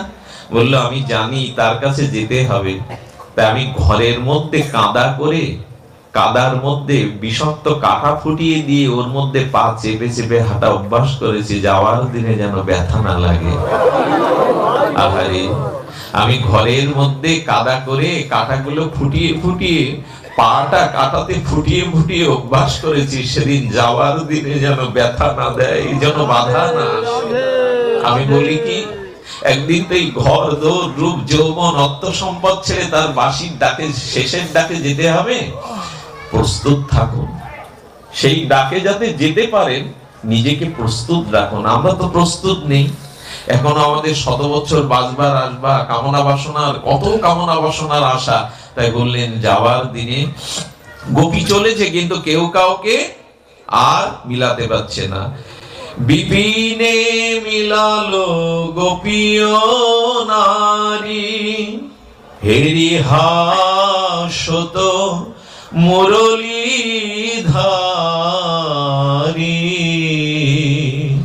গোপী পৌঁছালো, মুরলীধারী হেসে উঠলেন। যাদের ডাকছিলেন সেই প্রজাপতি সুন্দরী গোপীগণ গোপীনাথের সামনে এসে দাঁড়ালো, হেললেন। মুরলী মোহন শ্যামা সুন্দর মদন মোহন অপ্রাকৃত দেখলেন সামনে গোপীরা এসেছে। নিরক্ষিত বয়ান পুছত বাত প্রেম সিন্ধু গাহনী। গোবিন্দ এবার ওদের কাছে কিছু জিজ্ঞাসা করছেন। জিজ্ঞাসাটা হলো, গোপীগণ তোমরা কুলবধূ পর স্ত্রী, এই গভীর রজনীতে তোমরা পরপুরুষ সম আমার কাছে কেন ছুটে এসেছো? যাও যাও, ঘরে সরে যাও। আচ্ছা বলুন তো, গুরু মহারাজ একবার আস্বাদন দিয়েছেন, আপনি কাউকে দুপুরবেলা নিমন্ত্রণ করলেন, আজ আমার বাড়িতে দুটো প্রসাদ পাবেন। আচ্ছা ডাকতেও গেলেন, তিনি আপনার বাড়িতে প্রসাদ পাওয়ার জন্য আসলেন, এসে যখন উঠানে দাঁড়ালেন আগে আপনি বলছেন আপনি কি জন্য এসেছেন, কি দরকার আপনার? এ কথা তাকে অপমান করা না? হ্যাঁ, গোপীদের দেখে কৃষ্ণ তখন চতুর মনোহর মুরলীধারী তখন বলছেন, কি হো গোপী? হ্যাঁ, হেরি হাসত মুরলীধারী নিকিত বয়ান পুষত বাত প্রেম সিন্ধু গাহনী।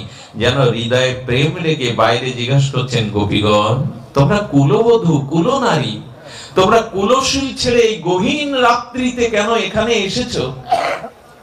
কি পরীক্ষা দিতে হয় বলুন তো? বাঁশির ডাকে মন কেড়ে নিল, সংসার কেড়ে নিল, এখন চরণে এনে বললেন কেন এসেছে? আরে আমাদেরও পরীক্ষা দিতে হবে, পরীক্ষা ছাড়া উত্তীর্ণ হওয়া যাবে না। অনেক কিছু পরীক্ষা আমাদের সামনে দিতে হয়, আমরা পরীক্ষায় পারি না। কত বড় পরীক্ষা! যারা নরমবতী গোপী, যারা খুব নরম, মন নরম, তারা চোখের জল ফেলছে, ডেকে এনে অপমান করছে, কেন এলে? যাও, ফিরে যাও, স্বামী আছে, সংসার আছে, কুল আছে, ফিরে যাও। সেই নরম হৃদয়ের গোপীগণ বুড়ো আঙুল দিয়ে পায়ের মাটি খুঁড়ছে আর ঝরঝর করে কাঁদছে। কিন্তু ললিতা বিশাখা তো ছাড়ার লোক না। ললিতা বিশাখা হুঙ্কার দিয়ে উঠল, শ্যাম কেন এসেছি তাই না?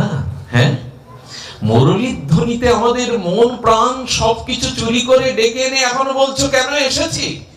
হ্যাঁ, তোমার কাছে ছাড়া তো আমাদের যাওয়ার জায়গা নাই, তোমার চরণ ছাড়া, তোমার কাছে ছাড়া তো আমাদের অন্য কোনো আর জায়গা নাই। গোবিন্দ তারপরেও বলেছে, নরম গোপীদের চোখের জলের দিকে তাকিয়ে বলছেন, তোমরা ভারতীয় নারী, পতিভক্তি তোমাদের একমাত্র তপস্যা, পতিপ্রাণা না হলে তোমরা কিছুই পাবে না। এই জন্য গোবিন্দ দেখেন পরীক্ষার জন্য বলছেন, এটা সত্য জগতে যে নারী পতির প্রতি যার, শাস্ত্র কি বলেছে জানেন? অসুন্দর হতে পারে, অভাবী হতে পারে, গুণহীন হতে পারে, কিন্তু সতী নারীর উচিত হলো তাকে নিয়েই জীবন কাটানো, তাকেই জীবনের ভালোবাসার একমাত্র সম্পদ মনে করা।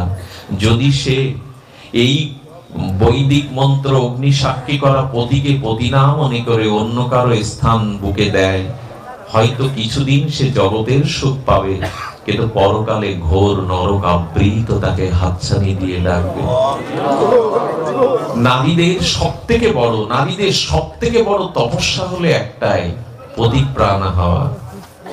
আমি পতিদের কথা ধরলাম না মা, পুরুষগুলো তো এমনিতেই আমরা নষ্ট হয়ে গেছি মা, বাহিরে বিষয় কর্ম করতে। মা তোমরা যদি না জাগো, এই ভারত, এ দেশ আর জাগবে না। এখনো চাবিটা তোমাদের আঁচলে মা, তোমরা যদি জাগাও তো এই মানুষগুলো জাগতে পারে। তোমাদের হাতে সবকিছুই, না জাগিলে মা ভারত লড়ো না, এই ভারত আর জাগে না। নেপোলিয়নও হুঙ্কার দিয়ে বলেছে, একটা ভালো মা দাও গো। আর একজন বিবেকানন্দ, আর একজন বিদ্যাসাগর মহাশয়, আর একজন অনুকূল চন্দ্র, আর একজন প্রভানন্দ আসবে, একটা ভালো মা দাও।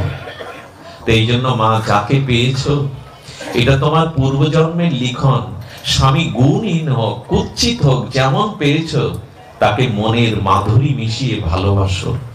অন্য কাউকে বসাতে যেও না, যদি বসাতে যায় অভিশপ্ত হতে হবে। আমাদের এই ভারত ভূমিতে, ভারত বলছি কেন, আমি তো বঙ্গদেশের সন্তান, আমি তো এই দেশে আসলে তখন অখণ্ড ভারত ছিল, আমাদের বাংলাদেশও অখণ্ড ভারত ছিল। আর এইটি বঙ্গভূমি, আমাদের এইটি গৌর মণ্ডল বলেছেন, এখানে মায়েদের তপস্যা কেমন জানেন, যে ললিতা বিশাখা বলল আজই আমরা সতী হলাম, শেষে কেঁদে কেঁদে বললেন তোমার চরণ ছাড়া যাওয়ার জায়গা আর আমাদের, সব ফেলে এসেছি গো, আর আমাদের যাওয়ার জায়গা নাই। এবার আমি সমাপ্তির দিকে যাই। রাস শব্দটার একটু অর্থ আমরা জেনে নিই। রাস কাকে বলে? আজ প্রেমানন্দ দু কথা বলবে, ও তো আসে, আমি ওকে সুযোগ দেই না। আমার বৈষ্ণব পদ দাদাজি মহারাজের পদারবিন্দর চরণাশ্রিত দাদারাও আছেন এখানে, ও দুটো সমাপ্তি কথা বলবে। তবে রাস কাকে বলি আমি প্রস্তুত ছিলাম না, রাসের আলোচনা আমি খুব বেশি করি না, কিন্তু এখানে আসার পরে কোন বাবারা বললো বাবা এটা রাসের অনুষ্ঠান, আমার কিন্তু প্রস্তুতিই ছিল না। তো আমি আপনাদের রাস সম্পর্কে বলি। রাস বানানটা কি গো মা? রাস বানানটা কি? রয় আকার দন্তস্ব রাস। রাসের একটা গৌণ অর্থ, একটা মুখ্য অর্থ। গৌণ অর্থ হলো নারীরা যদি নাচে তাকে বলে লাস্য, আর পুরুষরা নাচলে তাকে একটা কি বলা হয়েছে নৃত্যকলায়, সেটা কি বলে যেন, উদ্যত্ত নাকি উদ্দণ্ড। উদ্দণ্ড। পুরুষরা রালে একটু শক্ত, তো মায়েরা রালে কোমল, এই জন্য বলা হয় লাস্য। মেয়েদেরই নাচ মানায়, পুরুষরাও যদিও নাচে কিন্তু উত্তণ্ড উদ্দণ্ড বলা হয়। তো উদ্দণ্ড আর লাস্য, অর্থাৎ নারী পুরুষ যেখানে বিশেষ নৃত্য করে। রাসের গৌণত্বটা নারী পুরুষ, একা নারী যদি নাচে রাস নৃত্য হবে না, একা পুরুষও যদি নাচে তবে রাস নৃত্য হবে না।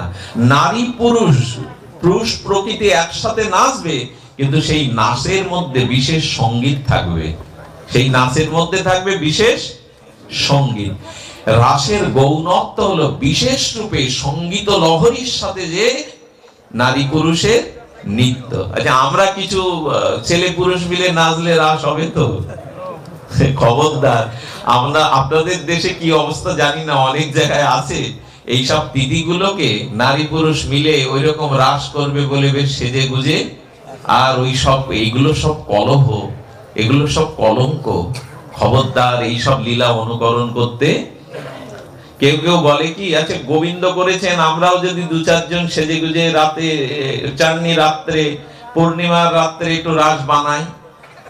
কারো কারো এই ঝোঁক আছে, কারো কারো এরকম করেও বটে। আমি যতদূর জেনেছি যে আমরা করলে দোষ কি, গোবিন্দ তো একটু রাস করেছেন রমণীদের নিয়ে। এই কথা যারা বলে তাদের বলবো, প্রথমেই বলেছে ভগবান ও পিতা রাত্রি, এখানে লীলাটা করছে কে? ভগবান। খবরদার, জীবের কেন বলছে ভগবান শব্দটা প্রথমে কেন? খবরদার, এখানে ভগবত বুদ্ধি ছাড়া যেন মনুষ্য বুদ্ধি না আসে। ভগবান ষড়ৈশ্বর্যপূর্ণ, সর্বসমত্ব যুক্ত। আচ্ছা, যারা মায়েদের নিয়ে রাস করবেন বলে এরকম করেন, তাদের বলি এই লীলাটা অনুকরণ করছো কেন? তুমি গিরিরাজ গোবর্ধন লীলাটা অনুকরণ করো। গিরিরাজ গোবর্ধন লীলা অনুকরণ নেই, রাস লীলা অনুকরণ। এগুলো সব দুর্বলতা, এগুলো ভেতরের কাম পরিপূরণের দুর্বলতা। খবরদার, এগুলিতে প্রশ্রয় দিবেন না। আছে একটা কয়লা ভর্তি লরি বলেন তো কেড়ে আঙুলে কাউরে ধরতে, যদি ধরতে পারো আমি তোমার মেয়ে ছেলে দিয়ে রাস করাবো, করো, ওইটা আগে করো। ওই বেলায় নেই, কিন্তু এই বেলাটাই আসে। খবরদার, এদের পাল্লায় পড়া যাবে না। এরকম করে অনেক ক্ষতি হয়ে গেছে জানেন, এইসব লীলাগুলোর অনুকরণ করতে গিয়ে অভিশাপ নেমে এসেছে। খবরদার, ভগবান সর্বসমত্ববান, ঐশ্বর্য মাধুর্যের সরৈশ্বর্যপূর্ণ, তার কোন লীলাকে কখনো অনুকরণ, তিনি যেটা বলেছেন ওটা অনুসরণের পথে যেতে হবে, অনুকরণ করা যাবে। অনুসরণ আর অনুকরণ দুই প্রকার, এক নয়। এসব কথা বারবার শাখা প্রশাখা গজিয়ে যাচ্ছে, সময়ও চলে যাচ্ছে। রাস তালে গৌণ অর্থ কি বললাম? স্ত্রী পুরুষ মিলিত হয়ে, নায়ক নায়িকা মিলিত হয়ে বিশেষ সঙ্গীত দ্বারা, বিশেষ সঙ্গীত সুর দ্বারা যখন বিশেষ নৃত্য হয় তাকে বলে রাস। এই অর্থটা নিলে ঠিক হবে না, এটা গৌণ অর্থ। মুখ্য কি জানেন? আচ্ছা, রাসের মাঝখান থেকে আকারটা তুলে দিলে কি হয়? রয়াকার দন্ত আকার তুলে দিন, আকার তুলে দিলে কি হলো? সেই অপ্রাকৃত ব্রজপ্রেমের রসটাই হলো রাস। গোপীর সাথে গোপীনাথের অপ্রাকৃত রসই হলো রাস। এই রস যার বুক, কাম রস যার বুকে, সেই রসের সন্ধান বারবার, দেহাবেশ যার বুকে, সেই রসের সন্ধান। এই জন্য ওখানে পুরুষের প্রবেশের কোন অধিকার। কাম কোথায় জাগে জানেন? খুব মূল্যবান একটা কথা লিখে নিন, মানে হৃদয়ে লিখে নিন, কাগজে লিখলে তো হারিয়ে যাবে, ছিঁড়ে যাবে। যেখানে নারী এবং পুরুষ এই দুই তত্ত্ব আছে, সেখানে আকর্ষণ বিকর্ষণের কামের সৃষ্টি হওয়ার পরিপূর্ণ। যেখানে শুধু নারী আছে, যদিও আলাদা বিষয়, কিন্তু এই জন্য এখানে বলছে এখানে কেউ পুরুষও না, একমাত্র অনাদিরাদি গোবিন্দই হলো জগতের পুরুষ। আমরাই হলাম প্রকৃতি। প্রকৃতি ছাড়া প্রকৃতিশ্বর গোবিন্দের ভজন হয় না। বোঝা গেল? প্রকৃতি ছাড়া। আর সেবাটা মায়েরা ছাড়া হয় কি? সেবা কি মায়েরা ছাড়া হয়? তো এই জন্য প্রকৃতি দেহ দরকার। আর যদি দুজন রমণী এক জায়গায় বসে, তাদের ভিতরে প্রাকৃত কাম আসার সম্ভাবনা থাকে? থাকে না। পুরুষ আর প্রকৃতি যেখানেই, সেখানে আকর্ষণ। রাধারানীর সৃষ্টি হয়েছিল এই পৃথিবীর সৃষ্টির বহু আগে, তখন সৃষ্টিই ছিল না নারী পুরুষও। ওখানে কি করে আসবে ওটা? নারী পুরুষও তো নাই, রাধা কৃষ্ণ দুইজন না তো। আচ্ছা, একটা ছোট শিশু আয়নার সামনে, আয়নার ভিতরে তার প্রতিবিম্ব দেখে তাকে জড়িয়ে ধরছে, হাসছে, খেলছে। সে কার সাথে খেলছে? অপরের সাথে। দর্পণের সামনে কোন শিশু যখন দর্পণের মধ্যবর্তী বিম্বের প্রতিবিম্ব নিজেকেই তো দেখছে, কিন্তু শিশু সরল মনে মনে করছে আমার মতো আর একজন ওকে জড়িয়ে ধরতে যাচ্ছে, ওকে খেলতে যাচ্ছে। তেমন রাধা মাধব আলাদা কেউ নাই, একজন সন্দিনী শক্তি, লাদিনী শক্তি, এই নিজ শক্তির সাথে এই গোবিন্দ খেলছেন। এই জন্য এখানে কামের কোনো প্রশ্ন, আলাদা কোনো প্রশ্ন নেই। নিজের সাথেই গোবিন্দ, নিজ স্বরূপ বৃত্তির সাথে গোবিন্দ খেলছেন। তাহলে আকার থাকলে রস হবে না, কি হবে? রাস। রাসের মূল মুখ্য অর্থ হলো রস। যে রসে ডুবলে জগতের আর কোন রস সে চাইবে না। অমৃত পেলে কেউ চিটে গুড় খেতে চাই গো মা। যে এই গোবিন্দ নিজ স্বরূপ বৃত্তির সাথে গোবিন্দ খেলছেন। তাহলে আকার থাকলে রস হবে না, কি হবে? রাস। রাসের মূল মুখ্য অর্থ হলো রস। যে রসে ডুবলে জগতের আর কোন রস সে চাইবে না। অমৃত পেলে কেউ চিটে গুড় খেতে চাই গো মা। যে এই লীলা রসে যারা ডুবে গেছে তাদের আর কিছু, এই যে এইসব লোকগুলো ডুবে গেছে, আপনারা আর আপনাদের অন্য কিছু দেখবেন। একবার ভাগবত শুনতে শুরু করলে, যদি রসজ্ঞ ভাগবতের মুখে ভাগবত শোনেন, আপনার যাত্রা গান, অন্য কিছু আর রস সব পানসা মনে হবে, ছুটে বেরিয়ে যাবেন। এসব একদিন দেখেছি, শুনেছি, আজ আর ভালো লাগে না। এই রস যে পেয়ে যায়, টাটকা মধু পেলে তার কাছে চিটে গুড়ের গ্রহণযোগ্যতা কোথায় গো? ভাগবত রস যে পান করতে পারে, অন্য রস আর তার কাছে। এই জন্য বেশি বেশি ভাগবত শুনুন, বেশি বেশি সাধু সঙ্গে হরি কথা শুনুন, তাহলে এমন একটা রস ছোঁয়া পেয়ে যাবেন, অন্য রস আর এরা পারবে না, এরা অন্যদিকে যেতে পারবে না। এই যে বাবা দেখছি সেই শুরু থেকেই ওনার অশ্রুবিন্দু পড়ছে, শুদ্ধ হৃদয়ে জানছি উনি আর অন্যখানা বসে শান্তি পাবেন না। কোন যাত্রা মঞ্চ, কোন প্রাকৃতিক ফাংশনে উনি গিয়ে আর শান্তি পাবেন না। এই রস যাকে ছই, কাম রস আত্মাকে স্পর্শ করে না, সংসার রস আত্মাকে মোহিত করতে পারে না। তাহলে আমাদের মাঝখানে আকার আছে, এই জন্য এই রসটা আমরা খুব খুব মুখ্য অর্থ। আমাদের মাঝখানে একটা আকার, মানে আমাদের মাঝখানে, রসের মাঝখানে আর। আচ্ছা, খুব নিবিড় প্রেমের পাত্র পাত্রীর মধ্যে তৃতীয় ব্যক্তির প্রবেশ সহ্য করা যায়? খুব নিবিড় প্রেমের মধ্যে দুজনের মধ্যে তৃতীয় ব্যক্তির প্রবেশ কি কাঙ্ক্ষিত? সহ্য করা যায়? তেমনি রাধা মাধবের মধ্যে আকারটা থাকবে না, রসের মধ্যে আকার থাকবে না। এই আকারটাই হলো মায়া। এই মায়া যতদিন আছে ততদিন গোবিন্দই বিহেষা গুণময়ী মম মায়া দুরত্যয়া মামেব যে প্রবর্তন্তে মায়ামেতাং তরন্তিতে। যদি মায়াটাকে গুরু কৃপায়, ভজনের মহিমায় আকারটা বাদ দিতে পারো, তখনই হবে ওটা রস। তখনই হবে ওটা রস।